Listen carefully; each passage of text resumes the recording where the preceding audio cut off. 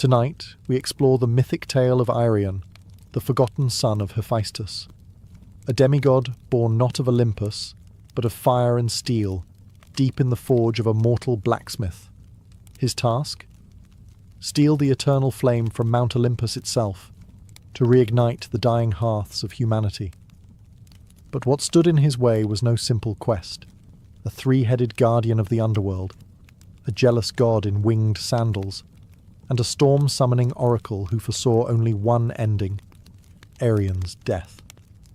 So before you get too comfortable, take a moment to like the video and subscribe, but only if you enjoy the kind of content that merges myth and mystery. And hey, let us know.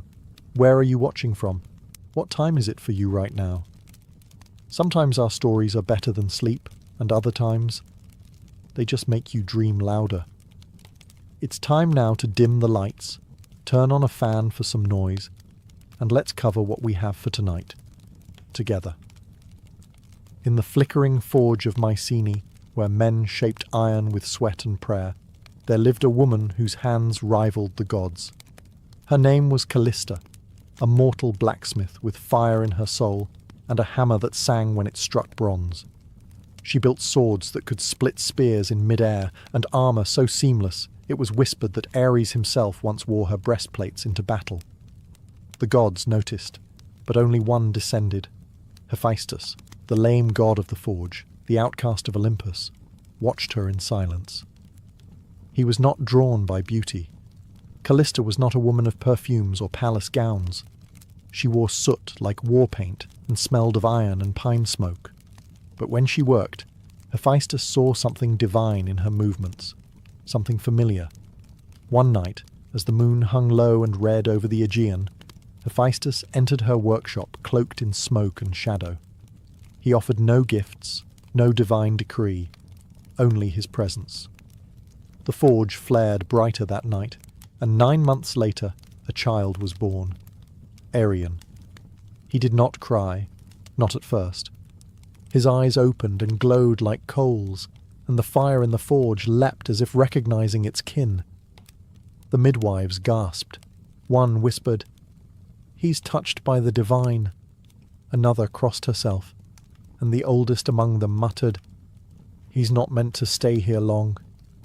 Arion grew faster than other boys. At 5, he could shape iron. At 7, he forged his first blade, flawless, sharp, and oddly warm to the touch. He never played. He never lied. There was a stillness in him that made others uneasy. The village feared what they did not understand.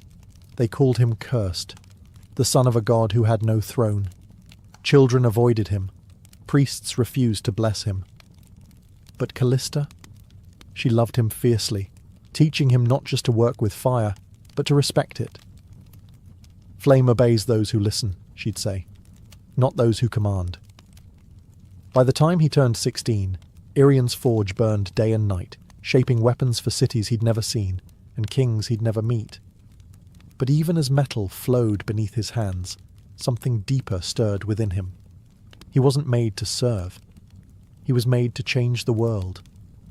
Long ago, the eternal flame had been a gift, stolen from the heavens, defied into existence by Prometheus himself.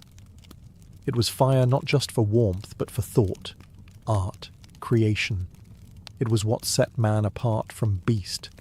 But that age of defiance had dimmed. Humanity no longer remembered the debt it owed the gods, and the gods in turn had turned their backs on mankind. It began slowly. Hearths that once glowed without fail began to flicker out. Forests grew colder. Storms stretched longer. Crops wilted in spring, and homes were filled with the breath of frost, even in high summer. Children shivered beside unlit chimneys. Old women murmured prayers into ashes that gave no heat. Priests spoke of punishment. Scholars blamed the stars. But across villages, towns, and empires, a different fear took root. Not that the world was ending, but that the gods had abandoned them. And they were right.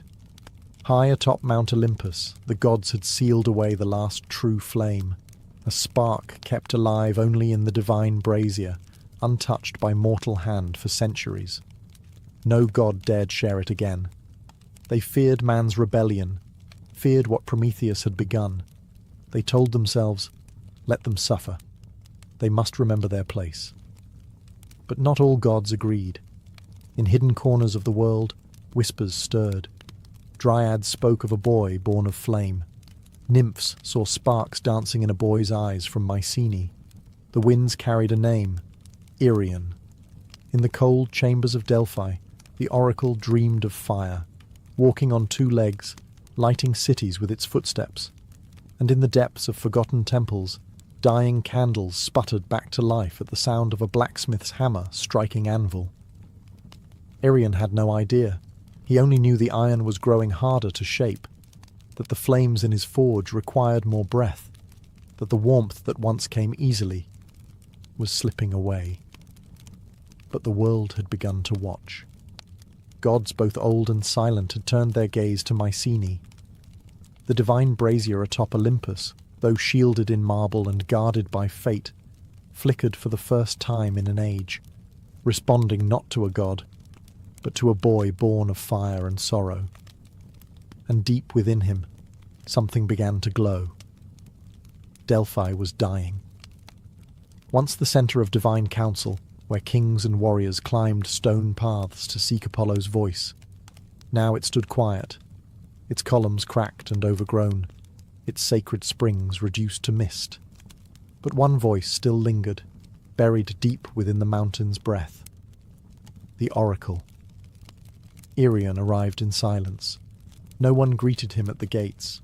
The torches lining the temple had long since gone out.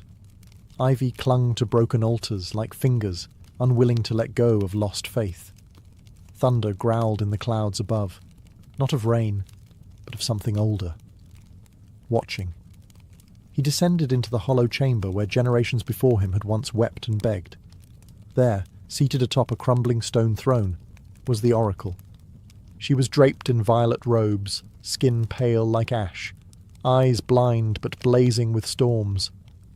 Before he could speak, she inhaled sharply, like a flame being pulled back into a lantern. "Irion," she hissed, though no name had been spoken. He said nothing. "You will climb the mountain. You will take the flame. And you will die." Her voice cracked like a whip through the stillness. He didn't flinch. He had heard stories of oracles, their riddles wrapped in poetry and metaphor. But this wasn't a prophecy. It was a sentence. She rose slowly, limbs moving like smoke caught in wind. "The gods will oppose you. The world will demand your failure. The flame, what you seek, it does not belong to mortals. It was stolen once, and the price was eternity in chains." Irion stepped forward, fists clenched. "So let me pay the price." A long silence followed. Then, laughter, not cruel but tired, the sound of someone who had seen too many stories end the same way. "You already are," she whispered. The room grew dark. The thunder outside crescendoed. The air pulsed with something old, something primal. Then, just as suddenly, everything went still. The oracle slumped back into her seat. Her mouth opened, but only smoke escaped. Her prophecy was done. And though Irion left without another word, her vision followed him. In dreams, in flame, in every shadow cast by his forge. The gods had spoken. His path was set. But not even Olympus could predict what a dying world would do when handed back its fire. Before one could ascend Olympus, one had to earn the mountain's recognition. And Olympus never bowed to the untested. Legends whispered that the base of the mountain was not stone or snow, but soul. That beneath its foundation was a gate, sealed by silence and guarded by the oldest fear in creation, Cerberus, the hound of Hades. No one could pass that gate without first touching death. Irion did not question it. He had studied myths the way blacksmiths study heat, closely, warily. He knew what waited beneath the roots of Olympus. But to reach the eternal flame, he would have to descend, not metaphorically, but into the very underworld itself. So he prepared not with armour, but with craft. He spent 3 days and 3 nights forging a collar, not for battle, but for submission. It was made of obsidian, iron, and the final ember from his mother's forge. Into it he carved 3 names, one for each of Cerberus's heads. He whispered them aloud as he worked: memory, loyalty, grief. On the 4th day, he stood before the shadowed mouth of a cave said to lead downward forever. The wind here was cold, but it did not sting the skin. It scraped the soul, and the air smelled not of rot, but of forgotten prayers. He entered. Deeper and deeper he walked, past bones that glowed faintly in the dark, past torches that lit themselves without flame, until he heard it, the breathing, slow, massive, layered, like 3 storms dreaming in unison. Cerberus. He stepped into the clearing and found the beast sleeping on a bed of ash and bone, each head twitching in a different rhythm. Its fur was blacker than absence. Its eyes were closed, but its ears twitched. Arian did not draw a weapon. He approached, knelt, and held out the collar. Then, softly, he began to hum. It was the song his mother had sung to him as a child, the one she sang when night made the world feel too big, too cruel. The middle head stirred. The left opened one amber eye. The right snarled, then stopped. They listened.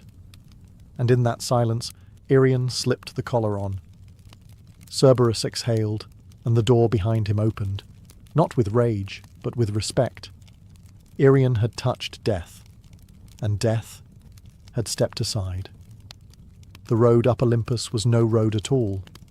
There were no markers, no stars to guide the way, only sheer rock, biting wind, and whispers that echoed from nowhere. Arian climbed not with certainty, but with instinct. His mortal hands bled. His divine blood burned. The mountain resisted him at every turn.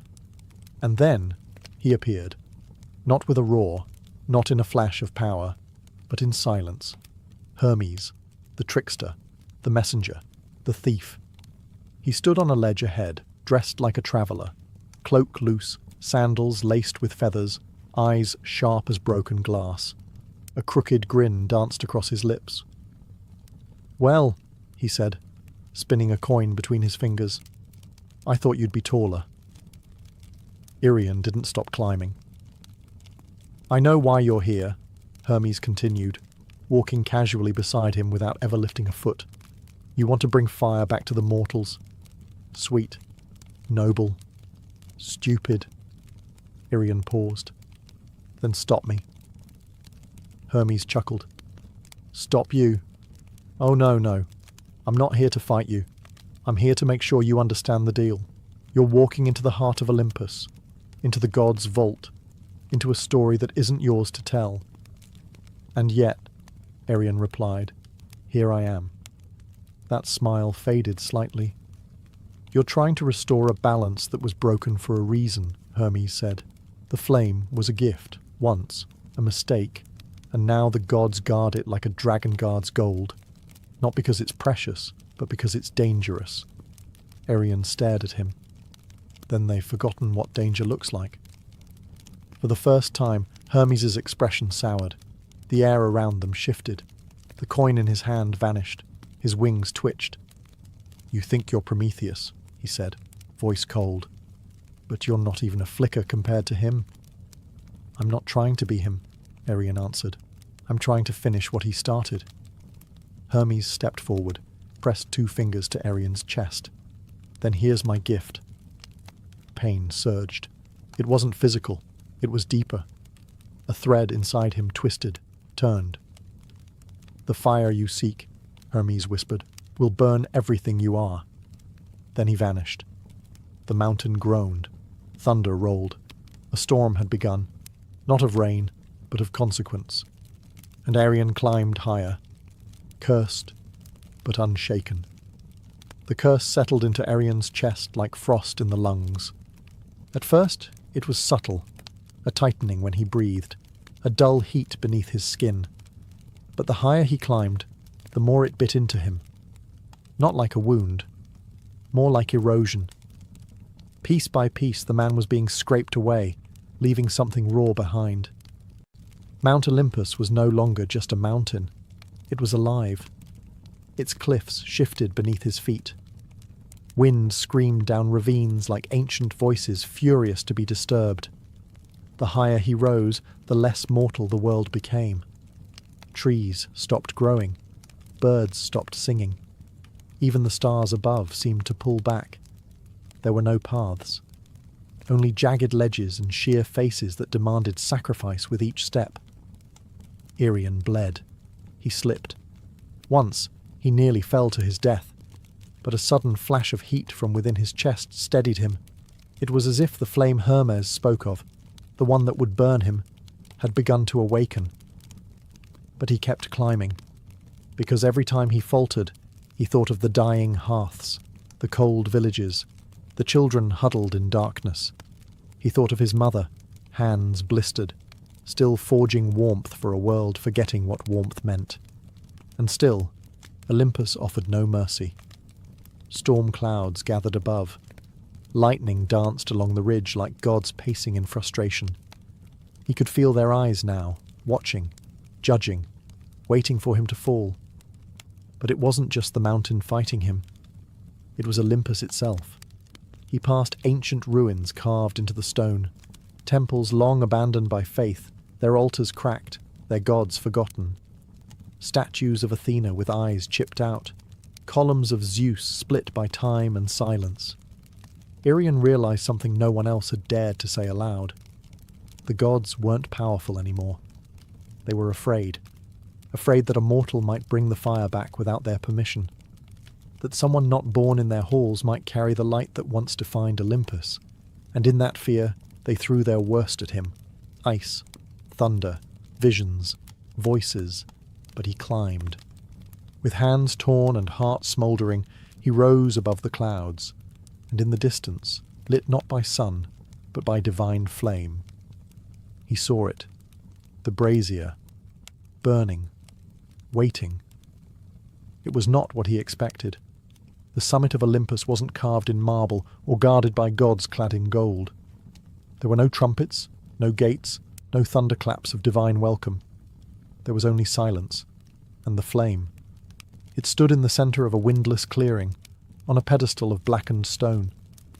The brazier looked ancient, older than language itself, shaped by hands no longer remembered, and inside it danced the eternal flame, not red, not orange, but white, pure, blinding, alive. It did not flicker. It watched. Irian stepped closer. The heat didn't sear him. It entered him, as if recognizing something long lost. His breath caught. His skin prickled. That ember Hermes had cursed into his heart now pulsed like a second heartbeat, calling to the flame like a lost sibling. He reached out. In that moment, time faltered. He saw cities built from firelight. He saw his mother's forge blazing in the dead of winter. He saw civilizations rising and falling, each one built around fire, and each one forgetting why it burned. He also saw the punishment. Prometheus, chained to stone, his liver eaten daily by a vulture. The gods had called it justice. But Irian saw it for what it was, fear wearing a crown. He could turn back. He could let humanity adapt to the cold, forget fire, forget him. But then he heard the wind whisper her name, Callista, and he remembered who he was. He grabbed the flame, and it took him. Pain screamed through his body, not like burning, like being rewritten. Bones cracked and reformed. His skin glowed, veins pulsing with light. He fell to his knees, roaring soundlessly, as the flame poured into every part of him, erasing the boy, forging the fire-bearer. He wasn't holding it anymore. He was it. The brazier flickered, then dimmed, then went cold. Because the eternal flame was no longer chained to Olympus, it had chosen a new vessel. Irian collapsed beside the empty pedestal. Smoke rose from his fingertips, but his eyes glowed like dawn. He breathed, barely. But with each breath, a wisp of warmth spread outward, into the wind, down the mountain, toward the world below.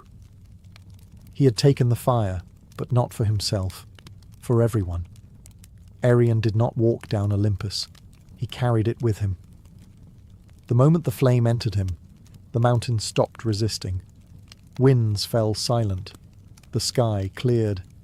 Even the stone beneath his feet seemed to shift and guide him, not with reverence but with recognition. He was no longer a trespasser. He was a torch.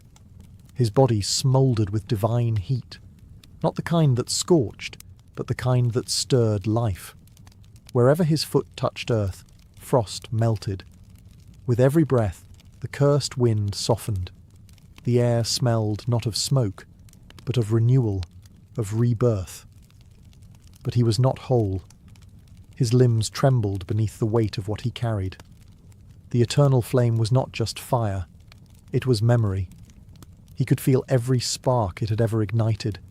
The first campfire in a prehistoric cave, the torch that lit Athens, the forge that built Troy. And he felt the cost of all of it. He saw the cities burned in its name, the temples razed, the wars fought with stolen fire and ambition. The gift of the gods had never been innocent, but this time he would not give it as a weapon. He descended through cloud and silence, past broken statues of gods who had once been worshipped, now crumbling in divine decay. He passed the cave where Cerberus had once guarded the gate, but the beast was gone, as if even death had stepped aside for what Arion had become. He reached the world below, and there, in a frozen village where hearths had long turned to ash, people gathered around him, not in fear, but in awe. He did not speak. He simply held out his hand, and a flame danced from his fingertips into the nearest hearth. It roared to life. Then another, and another. A chorus of warmth spread from home to home, city to city, across lands that had forgotten what it felt like to gather around a fire without praying first. Arion burned. His hair shimmered like molten gold. His skin cracked like cooled obsidian. He was dying, but not fading. He was becoming something else.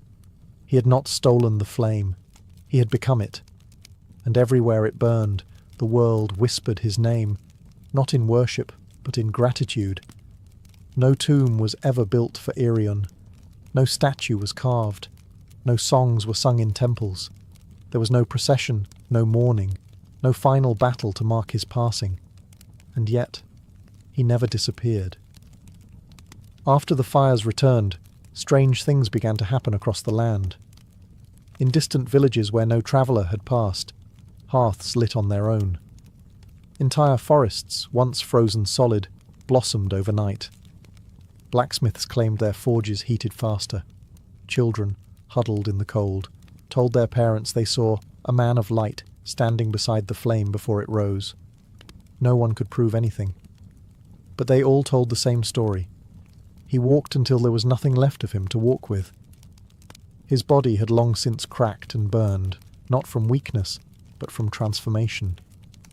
What remained of Arion, bone, blood, voice, had become spark, smoke, heat. And he gave it all away. His mother's forge was the last place touched. Old, abandoned, its fires cold for decades, until one night a traveller passing through claimed he saw a boy hammering something glowing white at the anvil. When he looked again, the forge was empty, but the flame danced high and hot, just like it used to. They say the gods felt it, that Olympus, sensing it had been stripped of its power, trembled in its silence. But the gods did not strike back. They did not rage, because even they understood. Arion had not challenged them with war or pride. He had reminded them of purpose. And so the eternal flame, once hoarded by immortals, now flickered in every village, every city, every lonely mountain hut. It lived in the warmth of soup shared by strangers, in candles placed by grieving hands, in torches lifted by rebels seeking light in the darkest places. And always, always, they whispered the same name. Arion. Some say when your fire dims for no reason, it's him passing through. Others say if you listen closely to the crackle of the flame, you'll hear the rhythm of a hammer striking an anvil. Steady, patient, eternal. Because Arion never died. He became warmth itself. Not a god, not a hero, just a boy who gave up everything to help the world remember how to glow again. In the land of Sparta, where boys were taught to fight before they could speak, and honour was carved in bone, women were no less fierce. Among them was one whose name echoed through the marble halls like the clash of steel. Leonthe, daughter of Commander Adrastos. She was born during a blood-red eclipse, as omens howled over the city. Midwives whispered that she came from Ares himself. By age 12, she had bested her brothers in the wrestling ring. By 16, she had led a hunting party into the Taygetus Mountains and returned with 3 wild boars tied behind her chariot. Leonthe was not just respected, she was feared. She walked through the Spartan agora with a straight spine and quiet steps. Men lowered their eyes. Women watched her with a strange mix of envy and awe.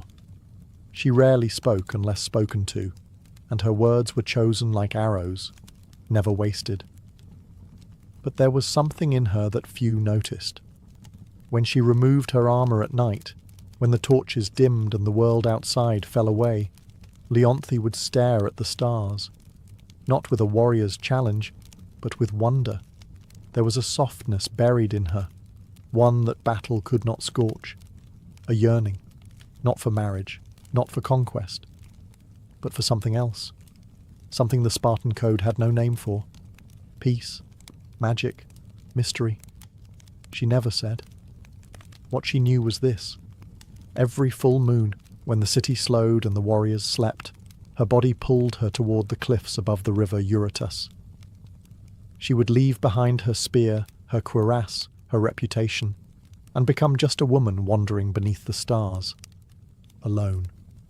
The world, she thought, must be bigger than Sparta, bigger than swords and pride. She felt it in her blood, like music she couldn't hear, but knew was playing somewhere. And then, one night, beneath a sky so silver it looked scraped from the edge of a blade, she saw it, gliding across a still pool in a hidden grove. A swan, unmoving, watching her, moonlight rippling on its back. Beautiful in a way no war song had ever been. And from that moment on, Leonthe's life began to shift, away from blood and battle, towards something softer, stranger, and far more dangerous. The grove was hidden, untouched by the usual grit of Spartan boots. Nestled between 2 cliffs, it whispered of something older than Sparta, older even than Olympus.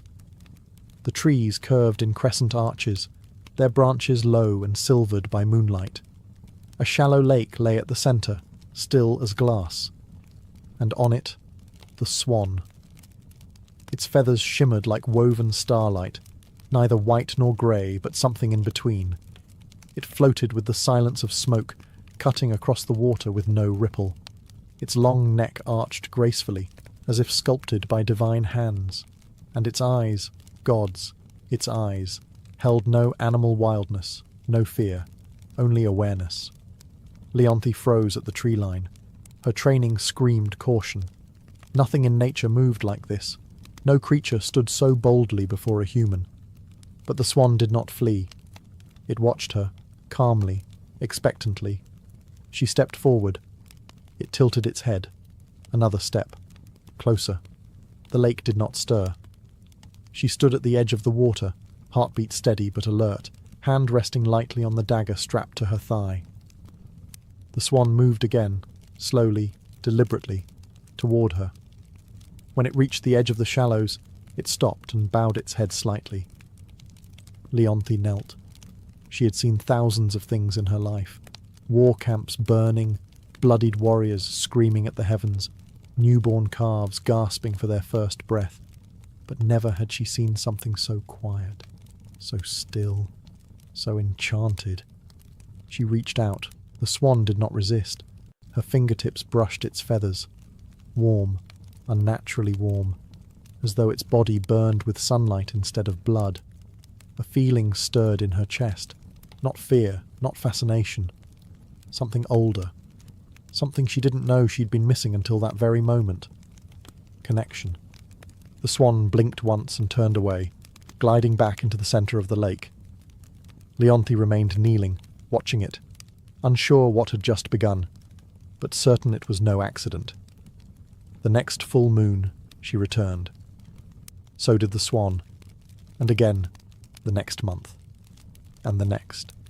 No words, no promises, just presence, a ritual born of silence and gravity. By the time autumn settled on the hills, Leonti no longer questioned why. She just knew the swan would be waiting, and her world would never be the same.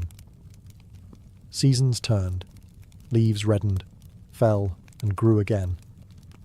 The wars continued far below the hills, but in that moonlit grove, time stood still. Only the full moons mattered now. Only those nights. Leonti had once measured her worth in battle scars, victories, and commands followed without hesitation. But now, something softer guided her. Something far older than Spartan law. Each month, she returned to the grove with offerings. Fresh figs, soft linens, carved trinkets from olive wood. The swan never ate, never acknowledged the gifts. Yet Leonti continued, drawn by an instinct she couldn't explain. The swan was always waiting. It met her at the edge of the water, dipped its head gently, then glided by her side. Sometimes it circled her. Sometimes it simply stood beside her on the shore, its warmth bleeding into the air around it like a hidden sun. She began to speak, not like a soldier, but like a woman who had never been heard before.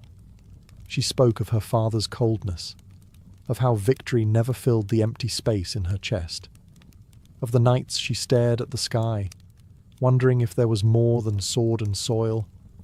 The swan said nothing, but it listened. She could feel it. Its stillness wasn't silence, it was attention. The kind mortals never gave. The kind no commander, no suitor, no friend had ever offered her.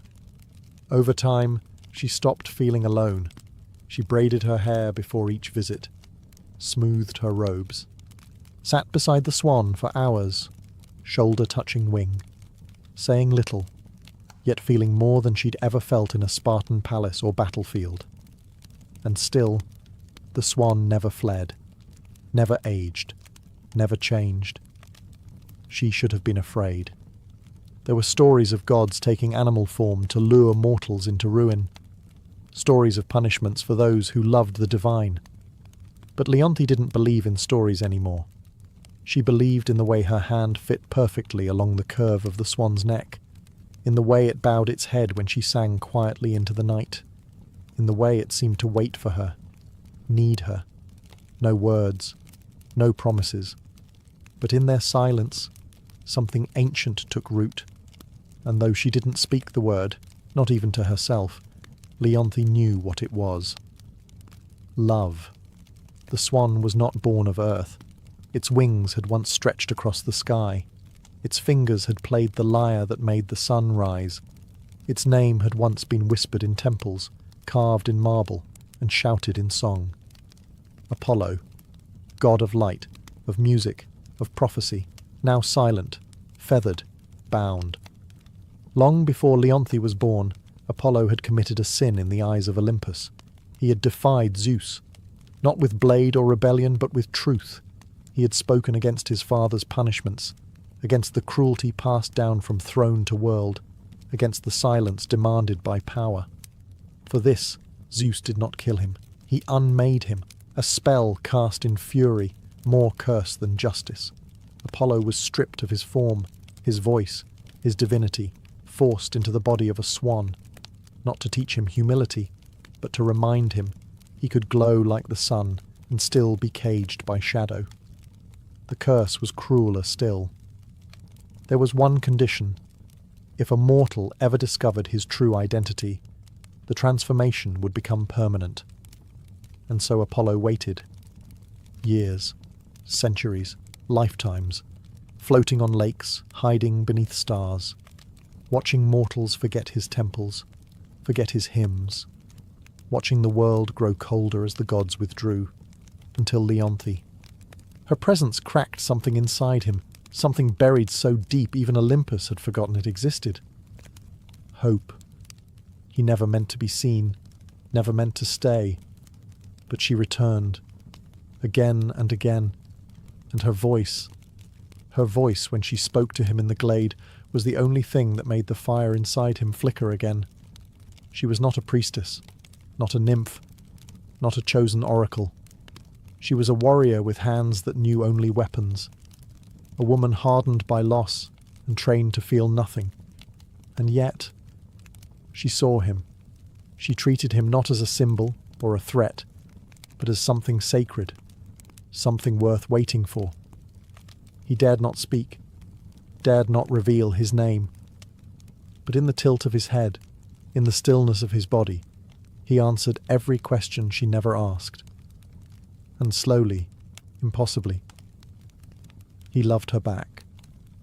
In Sparta, solitude was respected, but not for too long. Leonthe's absence did not go unnoticed. Each full moon, she slipped away from the barracks, from the training fields, from the watchful eyes of commanders and kin. At first, none questioned her. She was Leonthe, untouchable, unshakable, the warrior whose loyalty was carved into every scar. But Sparta thrived on order, on discipline, and love, especially the hidden kind, was a foreign thing in a city built on control. Whispers began. She wanders. She speaks less in council. She trains, but her strikes lack venom. It was true. Leonthe had changed. Her movements were still sharp, but no longer cruel. Her voice no longer cut. And something in her eyes softened. Some nights she smiled to herself, as if holding a secret the gods themselves couldn't steal. Her father noticed first. Commander Adrastos, a man whose face bore no softness, whose daughters were meant to lead men, not follow feelings. He summoned her one evening, under the guise of strategy. But when the chamber emptied, he spoke plainly. "What keeps you from sleep?" Leonthe offered no answer. His voice darkened. "Do not forget who you are." But she already had, at least the version of herself that Sparta had moulded. What the city had built in stone, the swan had touched with water, and Leonthe found herself unwilling to return to who she'd been. Still, Sparta watched. A patrol once followed her out beyond the walls, tracing her steps toward the cliffs. They lost her near the olive groves. She was too skilled to be shadowed, but it was enough. Enough to birth suspicion. Priests murmured about omens, that the moonlight carried voices, that the lakes beyond Sparta stirred unnaturally, a warrior woman disappearing each full moon. They feared it was madness, or worse, a god. Leonthe knew the walls were closing in, that eyes were learning to look where before they had looked away, that her silence, once strength, now made her vulnerable. But still, she went. Still, she found him. And in that grove where moonlight touched feather, she forgot the noise of Sparta, forgot the rules, forgot the danger. Only one thing mattered now, not being seen, because if the world discovered what she knew in her heart, it would destroy them both. The moon was heavy that night, low, swollen, golden as a dying flame. Leonthe stood in her chamber, fingers trembling over her armour, unable to fasten the final clasp. Something had changed. She had felt it for days. A quiet trembling beneath her feet, like the ground itself knew what she did not. The swan had been different on their last meeting, restless, more watchful. Its feathers bristled when the wind shifted. It had circled her twice before settling at her side, its warmth sharp instead of soothing. That night, sleep eluded her, and when it came, it brought visions. She stood in a silver grove, her hands covered in gold dust. A statue loomed before her, part man, part swan, its wings frozen mid-beat, its face serene and lifeless. She reached out, called a name she didn't know she knew. Apollo. The statue cracked, and a voice echoed, not from the sky, but from inside her bones. Truth will freeze what love has kindled. She awoke breathless, heart racing, the name still burning on her tongue. She tried to dismiss it, a dream, nothing more. But warriors know when fear is real. And this was no ordinary omen. This was prophecy. The next day, Leonthe left Sparta earlier than usual, the ache in her chest sharper with every step. She didn't follow her usual path. Her feet led her deeper into the hills, through trees she'd never passed, into groves untouched by memory. There, hidden beneath a curtain of ivy and moss, she found the altar, ancient, cracked, marked with a single unmistakable inscription, carved in old flaking gold. Apollon. Her breath hitched. All at once the pieces fell into place. The warmth of the swan, its listening gaze, the dreams, the curse in her bones, the reason it had always come during the full moon. He wasn't just enchanted. He was a god. Her god. And she had broken something. She stumbled back, the sound of feathers behind her. The swan had followed her, silent, as always. But its stillness no longer comforted her. It was watching, sadly, softly, as if it already knew, as if the truth had arrived, and so had the end. The grove was no longer still. The air pulsed, slow and deep, like the breath of something ancient stirring in its sleep. Moonlight trembled on the surface of the lake. The trees leaned in, silent witnesses to the unravelling of a secret that had survived centuries. Leonthe stood frozen before the altar. The name, Apollo, still echoed in her mind like a spear striking stone. She turned, slowly, as if doing so would unmake the truth. But it was too late. The swan was there, not gliding, not graceful, just standing, watching. Its feathers no longer shimmered, its glow dimmed, flickering like a dying flame. Leonthe stepped toward it, her lips parted, unsure what to say, unsure if anything could be said. "I know," she whispered. The wind stilled. A single feather drifted from the swan's back, falling slowly, silently, before vanishing into dust the moment it touched the altar. And then the change began. The swan's neck arched, not in grace, but in agony. Its body trembled.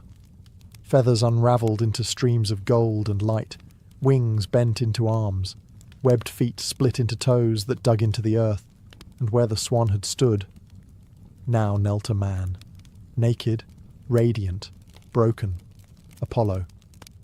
His hair shimmered like the sky at dawn. His skin glowed faintly, like embers beneath marble. But his eyes were dimmed by sorrow, by inevitability. Leonthe stepped back, hand to her mouth. She had loved him in silence, and now silence had become unbearable. He tried to speak, but the curse had not fully lifted. His voice cracked like thunder in a storm too old to name. "You weren't supposed to know," he said at last, voice barely more than wind. It was the only rule. She fell to her knees beside him, tears cutting down her warrior's face like rivers through mountain stone. "I didn't mean to," she whispered. He smiled then, just once, a god's smile. Not of joy, but of farewell. "I know." And with that, the ground beneath them shuddered. A soundless quake. A divine sentence passed without mercy. His glow faded. His skin hardened. His limbs stiffened mid-reach. Apollo was turning to stone, and Leonthe could only watch as love became legend. The moment the name was spoken, the curse began its final work. Apollo's body, once fluid with divinity, now stiffened inch by inch.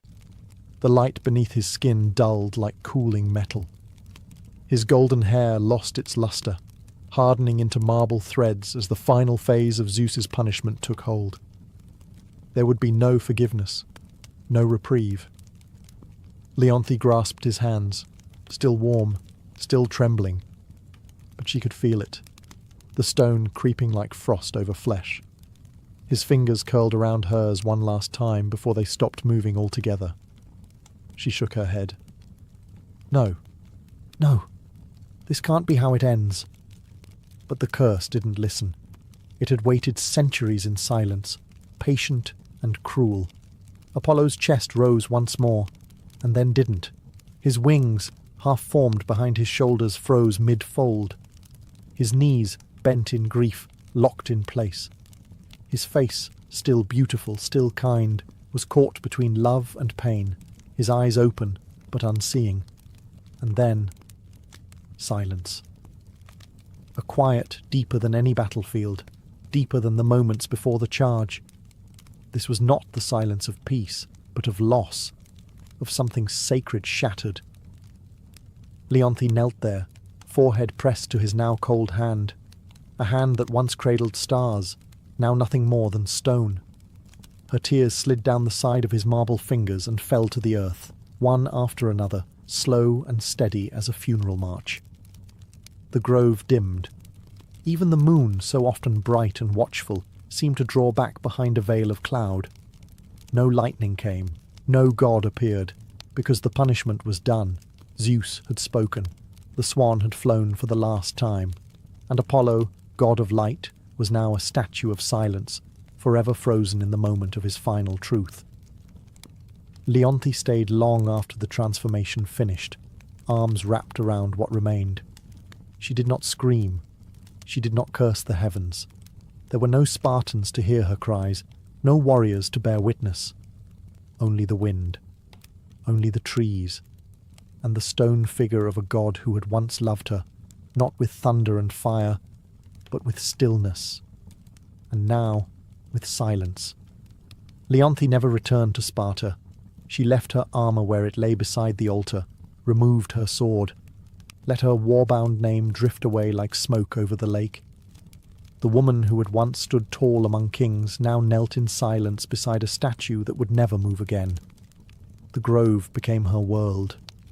Each full moon she returned, never missing a single one. She brought no offerings, no incense, no prayers, just herself, and a memory. She would sit beside the statue of Apollo, fingers brushing the cold stone hand she once held in flesh. Sometimes she spoke, sometimes she hummed a song he'd never heard, but somehow felt like it belonged to both of them. Other times, she simply watched the water and said nothing. The villagers began to whisper. They said a woman haunted the hills, that she wandered under moonlight with eyes like distant stars. Some said she had gone mad, others said she had been chosen, but no one dared disturb her. Years passed. Winters came and went. Empires shifted. Gods fell silent. But Leonthe remained. She grew older, but never frail.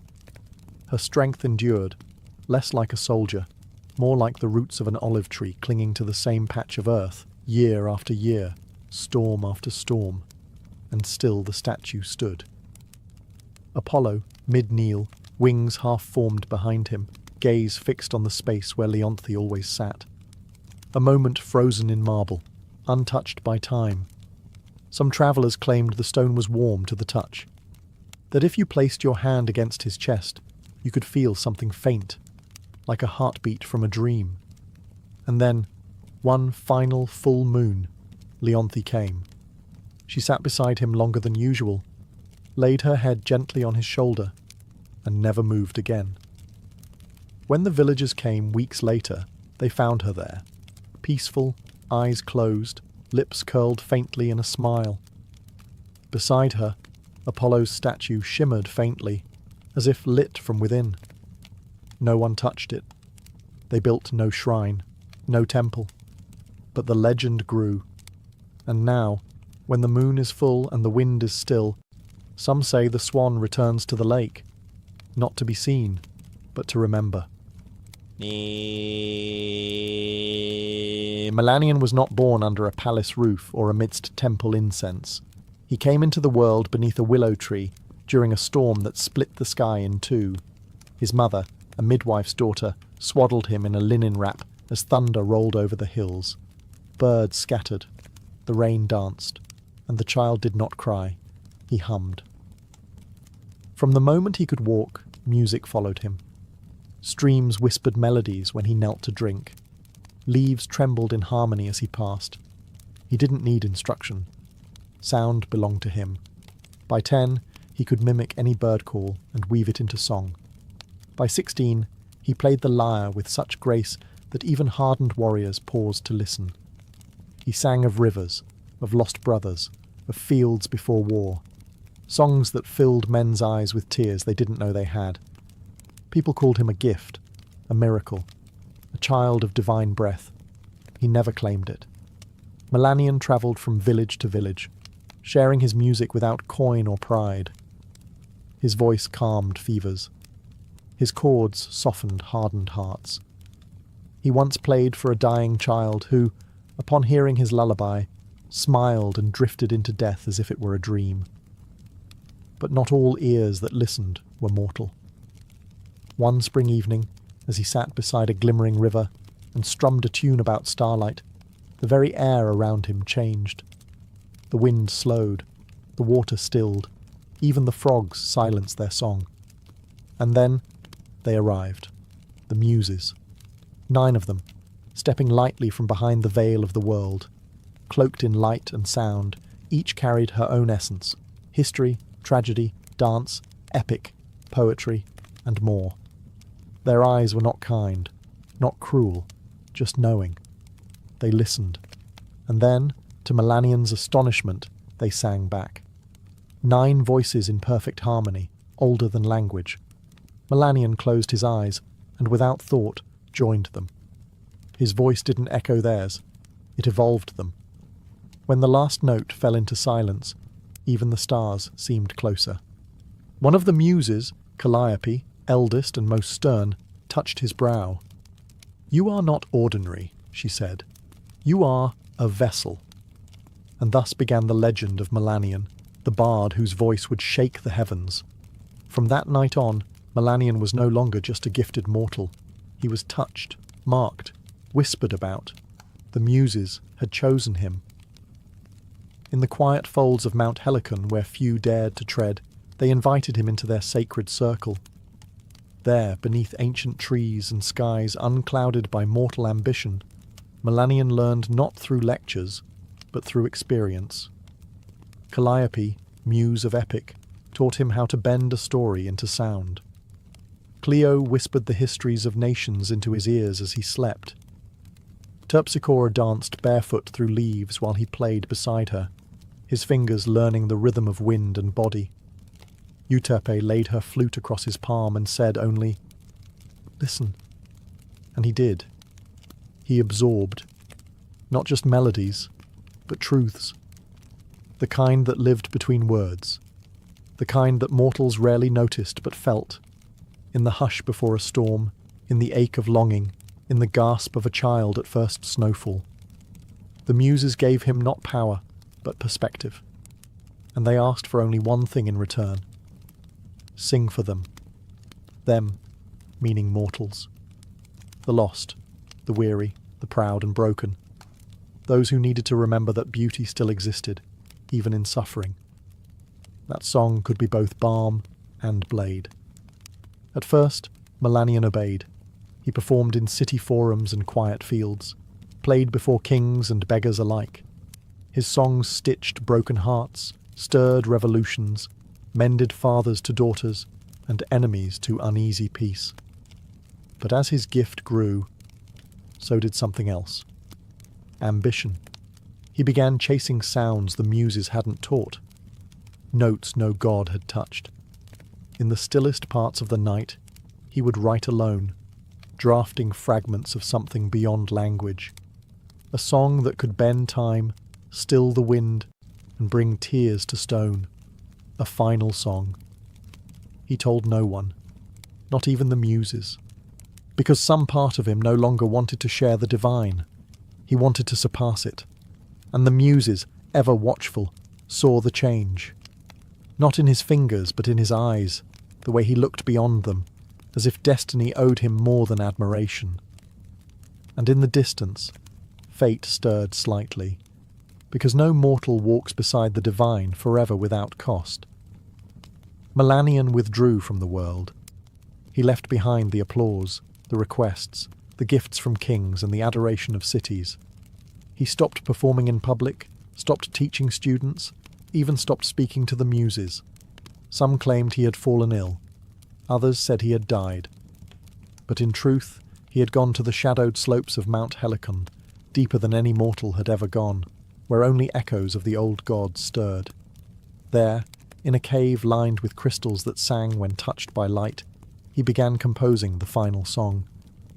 It came to him in pieces, sometimes in sleep, sometimes in thunder, sometimes in silence so deep it frightened him. He didn't write it. He found it, like a secret hidden between the folds of reality. The melody refused to stay still. It changed when he breathed, twisted with his heartbeat. It was not a song for performance. It was truth in sound. He heard the birth of stars in its opening note. He felt the deaths of empires in its fall. It was not sad. It was not joyful. It simply was. He laboured for months, maybe years. Time bent strangely inside the cave. He ate little, slept only when the music allowed it. He would weep one moment, laugh the next, as though the song played through his soul instead of his hands. And when it was finished, the world changed. Birds stopped mid-flight. Trees leaned toward the windless mountain. Streams went quiet. The sky itself held its breath. And far above, in the marble chambers of Olympus, the gods turned their heads. Even the fates, who never looked away from their weaving, paused. Clotho whispered, "A thread trembles." Lachesis frowned, and Atropos, whose shears never hesitated, set them down. They listened. The song did not demand worship. It did not beg to be loved. It simply revealed everything. When the final note faded, even the cave refused to echo it, as if the world knew to repeat it would be a crime. The gods waited. The muses waited. They expected Melanion to return, to offer this wonder to the world. But he didn't. He hid it. And in doing so, he set a different music in motion. One of silence. And consequences. When Melanion emerged from the cave, the world felt smaller. The skies, once so vast, seemed pale beside the echoes of the song still humming in his bones. People rushed to greet him. Musicians, poets, even priests. They begged to hear what he had written, to feel whatever power had moved the heavens. But Melanion said nothing. They asked again. He smiled faintly. Not yet. Only the muses saw the shift. They came to him one dusk, stepping from starlight like breath from a lyre. Their robes glowed with inspiration, but their eyes held warning. "You were chosen to carry beauty," said Erato, soft and sorrowful. "But beauty is not meant to be buried," added Clio.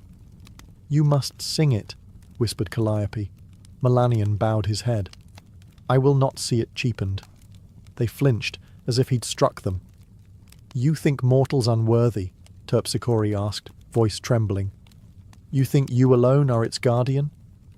He met their eyes, not with rage, but with something colder. Possession. "Yes." Silence fell like winter between them.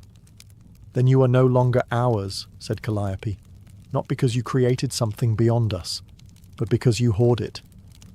He said nothing, and they vanished. Still, the gods waited. Even Zeus, who rarely concerned himself with mortal affairs, paused his thunder to listen. Even Hades tilted his head in the depths. They waited for a single note, a whisper, a fragment. Nothing came. Melanion kept the song locked inside himself. Not written, not recorded, not shared. He called it sacred, but sacred things, when sealed too long, begin to sour. He performed other pieces. They were still beautiful. Audiences wept. Crowds cheered. But he knew. And so did the divine. Something was missing. And worse, something had been stolen. The song that could stir the fates, bend time, and touch the gods themselves, was buried beneath his pride. He told himself he protected it. But the muses, watching from afar, saw the truth. He had chained the divine to his ego, and the gods, who endure madness, war, and worship without blinking, do not abide theft. And so, one night, the wind turned still. The stars went quiet, and a curse began to bloom. Not with fire, but with memory. The curse came softly. No thunder, no divine wrath from Olympus. Just a dream. Melanion lay beneath an open sky, cradled in the same silence he had once treasured. Sleep pulled him gently into darkness. And there, waiting, was the song. The final song. It returned, clearer, richer, impossibly perfect. He heard notes he'd never written, harmonies he hadn't yet imagined. It lifted him through stars, wove him into oceans, unspooled the very fabric of meaning. He wept in joy, in awe, in surrender. And then, morning. Gone. Not faded, erased. No memory, not a note, not a name. The melody he'd written with his soul, felt in his bones, was gone like mist at sunrise. At first, he thought it a cruel trick of sleep. He grabbed his lyre and tried to recall even a single progression. Nothing. He strummed wildly, off-key, frantic. Nothing. That night, he returned to his bed early, heart pounding, and the song returned, more radiant than ever. He sang along in the dream, tears streaming, fingers dancing through light. It felt real.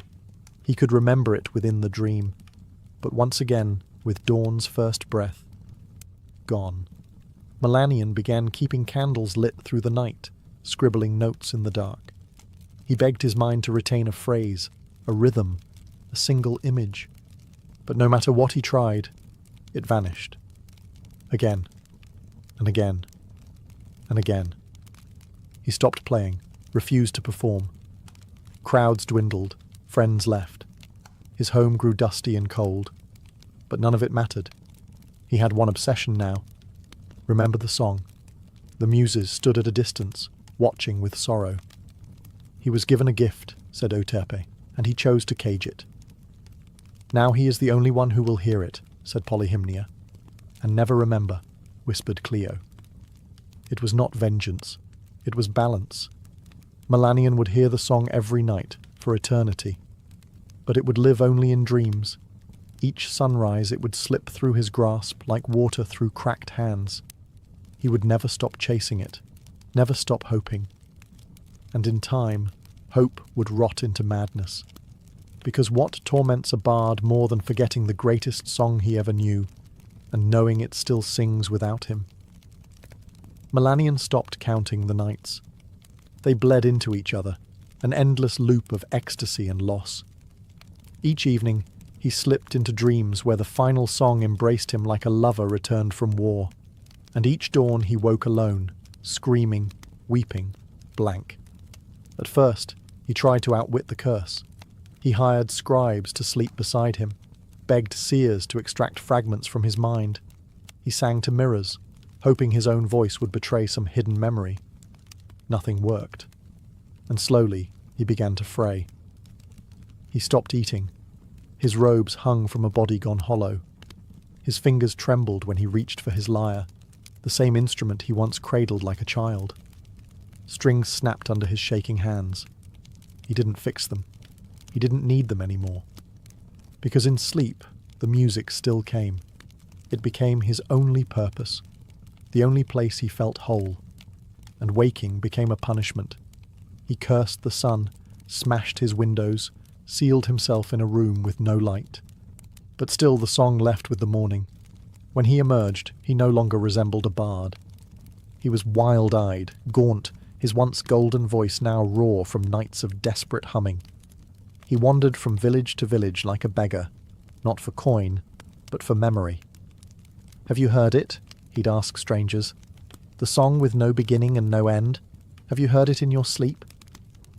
People pitied him at first, then feared him. Some threw stones, others fled. He began to sing fragments in the streets, random frantic bursts of melody.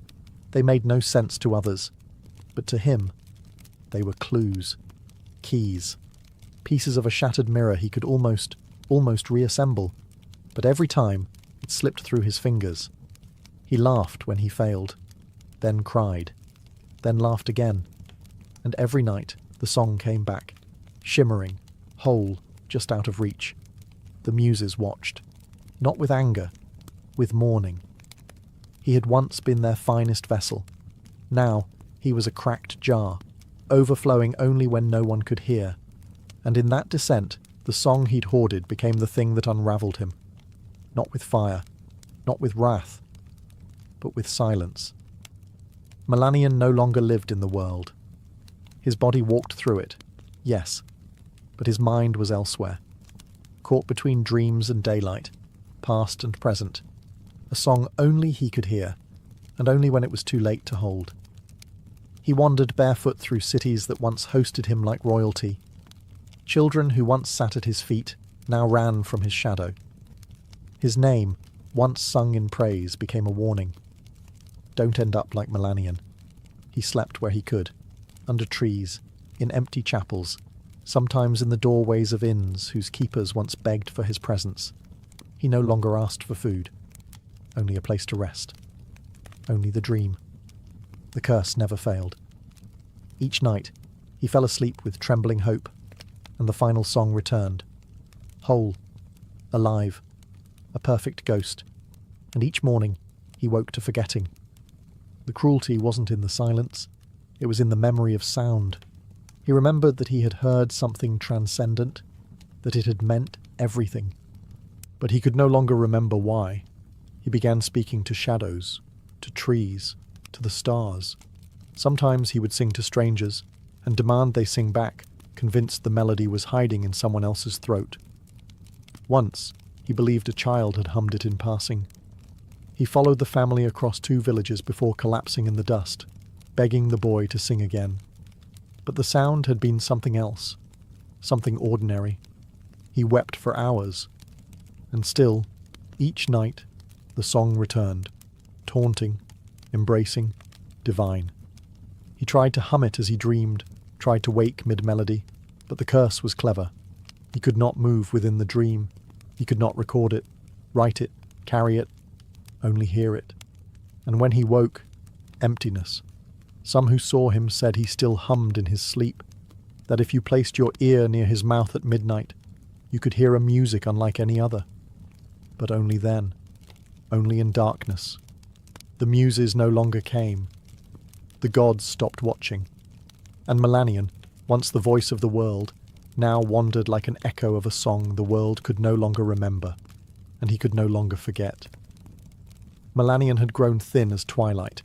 His skin, once kissed by golden light, was now pale and paper-thin.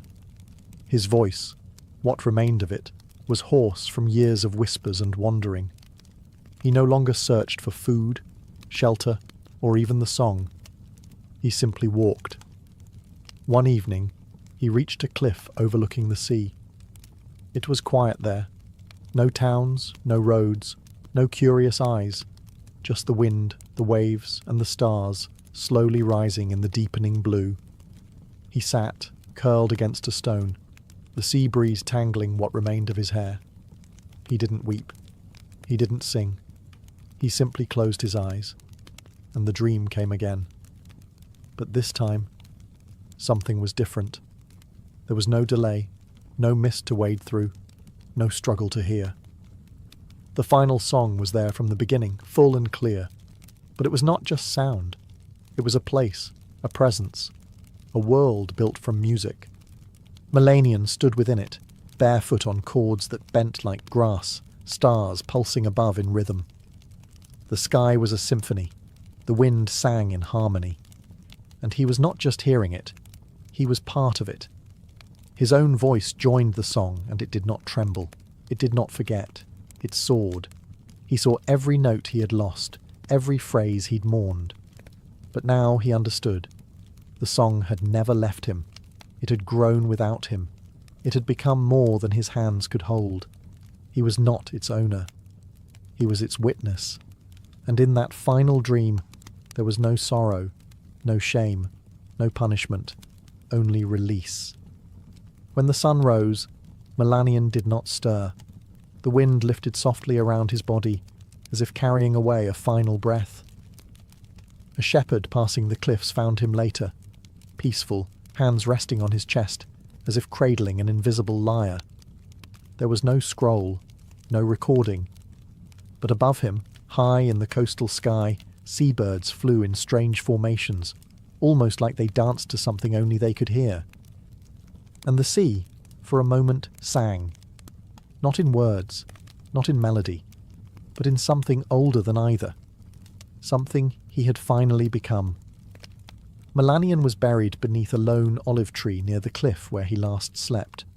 No priest performed the rites, no crowds gathered, just the shepherd who found him, and a few villagers who remembered the stories, faint echoes of the bard who once made the gods pause mid-breath. There was no monument, only silence. But silence has a way of amplifying truth.